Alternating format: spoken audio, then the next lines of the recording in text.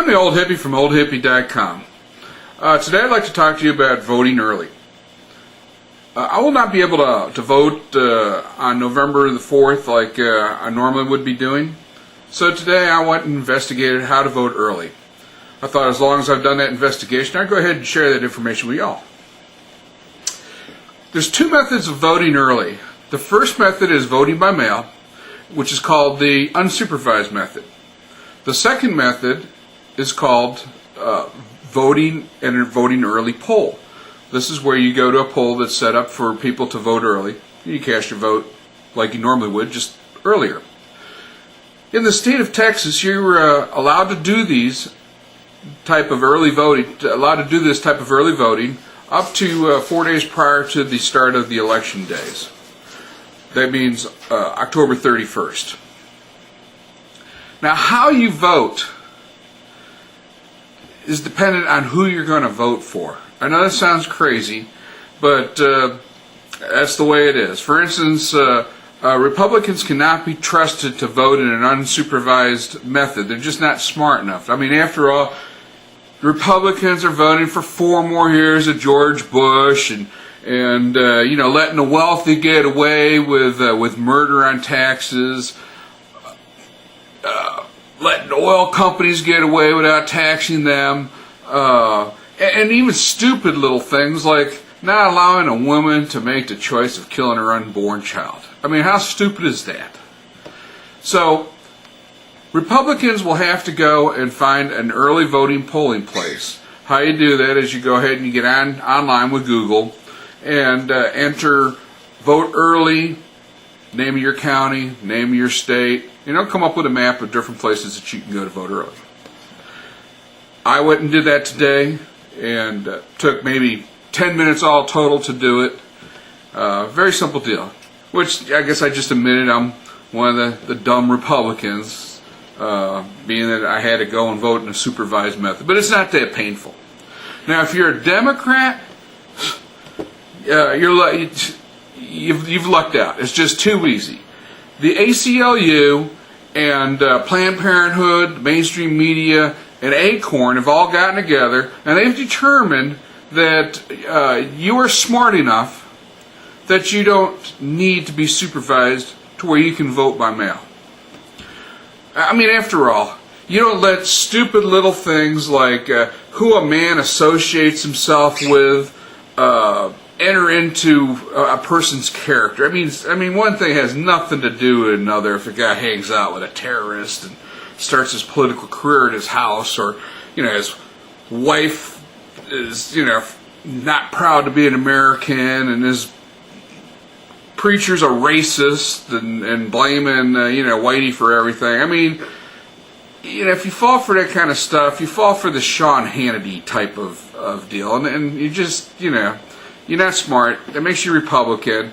But Democrats, they don't fall for that stuff. Likewise, Democrats don't waste their time like Republicans do. They don't have to do any research at all because the mainstream media does it for them. All the information a Democrat needs is given to them right there on the table. You don't have to do anything. Just trust the mainstream media, and just you're a smarter person for it. So, this is how you go ahead and vote by mail. I mean, nothing could be more simple. You don't have to call anybody, you don't have to write anybody, you don't have to do anything. You get a slip of paper. You write in your own hand, I vote Democrat. You date it, and again, this has to be dated before October 31st of 2008, and you sign it. And you get a business-size envelope. It's got to be a business size. Don't get one of those little personal-size ones. That doesn't count. They won't count your vote if you do. You got to get a business-size envelope. Simply address it, I vote Democrat, Pueblo, Colorado.